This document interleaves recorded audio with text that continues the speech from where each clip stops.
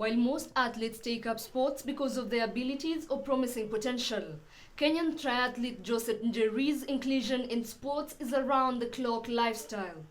What started out as a way of coping has slowly shaped up an indomitable character in Josette that over the years has seen her morph into a skilled athlete in a sport that combines three intense activities: swimming, cycling, and running. I was born premature, so I developed a hole in the heart.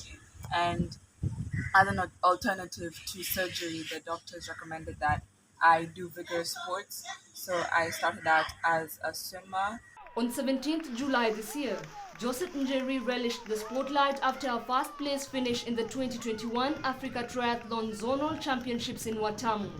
Competing seriously in triathlon, and that was in a race in Diani when I had done my first sprint distance. Josette has taken a keen interest in furthering her triathlon career and has identified South Africa as a favorable country to get an education while getting acquainted with the competitive side of the sport.